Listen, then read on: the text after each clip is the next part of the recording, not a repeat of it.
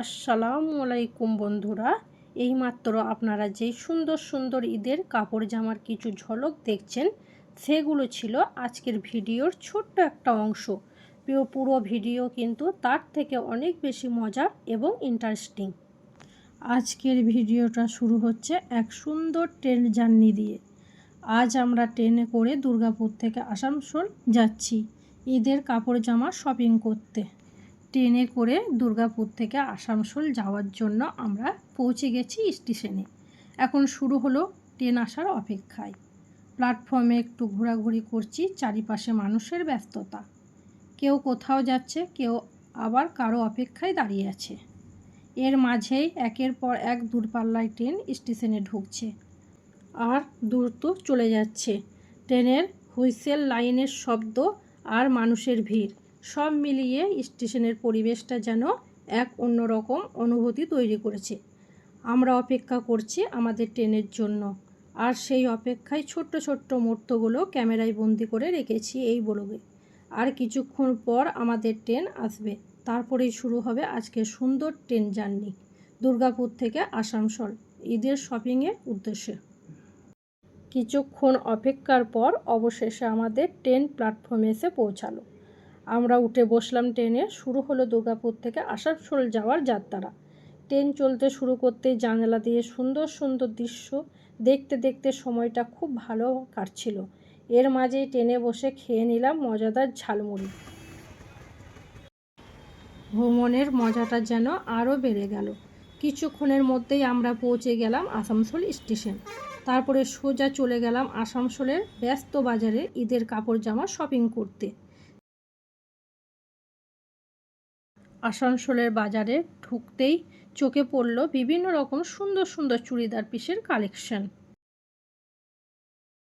নতুন নতুন ডিজাইন, রঙিন কাপড় আর ট্রেন্ডিং স্টাইল সব মিলিয়ে দোকানগুলো একেবারে ঈদের আমেজে ভরে গেছে।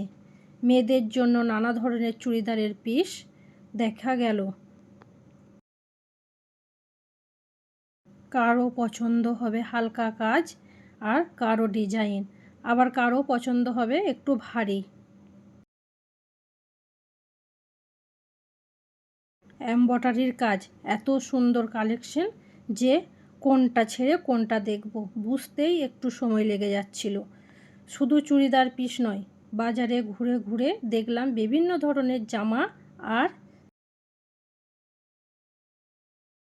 সোয়েটারের কালেকশন। শীতের জন্য আরামদায়ক সোয়েটার, আবার স্টাইলিশ ডিজাইনের জামা, সব কিছু সুন্দরভাবে সাজানো ছিল দোকানগুলোতে। এরপর আমরা মায়ের জন্য দেখতে গেলাম সুন্দর শাড়ির কালেকশন। বিভিন্ন রঙের বিভিন্ন ডিজাইনের শাড়ি, কটন, সিল্ক আর হালকা কাজ করা অনেক সুন্দর শাড়ি পাওয়া যাচ্ছিল। দোকানে দোকানে ঘুরে ঘুরে শাড়িগুলো দেখছিলাম, কোনটা নিলে মায়ের ভালো লাগবে সেটাই ভাবছিলাম। মায়ের জন্য শাড়ি বেছে নেওয়ার সময় একটু বেশি সময় লাগছিল, কারণ প্রতিটা শাড়ি এত সুন্দর লাগছিল যে কোনটা নেব আর কোনটা ছাড়ব বুঝতেই পারছিলাম না। একটার পর একটা শাড়ি খুলে দেখছিলাম। দোকানদার আমাকে দেখাচ্ছিল কোনটা মায়ের উপরে সবচেয়ে ভালো লাগবে। শেষে অনেক দেখাদেখির পর মায়ের জন্য একটা সুন্দর শাড়ি পছন্দ করলাম। ঈদের সময় মাকে নতুন শাড়ি উপহার দেওয়ার আনন্দই আলাদা। এই ছোট ছোট মুহূর্তগুলো আসলে ঈদের আনন্দকে আরও বেশি সুন্দর করে তোলে। সব মিলিয়ে আসানসোল বাজারে ঘুরে ঘুরে চুড়িদারের পিস, সোয়েটার, জামা আর মায়ের জন্য শাড়ি, অনেক সুন্দর জিনিসের কালেকশন দেখতে পেলাম। ঈদের আগে এমন রঙিন বাজারে ঘুরে শপিং করার আনন্দই আলাদা। আর সেই মুহূর্তগুলো আজকের ব্লগে আপনাদের সাথে শেয়ার করছি। অনেকক্ষণ ধরে বাজারের ঘোরাঘুরি আর শপিং করার পর স্বাভাবিকভাবে একটু খিদে পেয়ে গেল, তাই ভাবলাম একটু বিশ্রাম নেওয়া যাক। তখন আমরা কাছেই একটা হোটেলে ঢুকে বসলাম একটু খাওয়া দাওয়ার জন্য। হোটেলে বসে গরম গরম খাবার অর্ডার করলাম। সারাদিনের এত ঘোরাঘুরি আর শপিংয়ের পর সেই গরম খাবারের স্বাদটাই যেন আলাদা লাগছিল। খেতে খেতে চলছিল গল্প আর আড্ডা। আজকের ট্রেন জার্নি, বাজারের ঘোরা, কোন দোকানের কি দেখলাম, সব কিছু নিয়েই কথা হচ্ছিল। ভ্রমণের মাঝে এমন ছোট্ট ছোট্ট বিরতিগুলো আসলে দিনটাকে আরও আনন্দময় করে তোলে। খাওয়া দাওয়ার শেষে এবার একটু বাজারের পরিবেশটা দেখলাম। চারিপাশে মানুষের ভিড়, দোকানগুলো আলো আর ঈদের আগের সেই আনন্দময় পরিবেশ সব মিলিয়ে পুরো জায়গাটা যেন উৎসবের রঙে ভরে গিয়েছিল। সারাদিনের এই ট্রেন জার্নি, বাজারে ঘোরাঘুরি, ঈদের কাপড় জামা শপিং আর শেষে হোটেলে বসে খাওয়া দাওয়া, সব মিলিয়ে দিনটা সত্যিই খুব সুন্দর আর স্মরণীয় হয়ে রইল।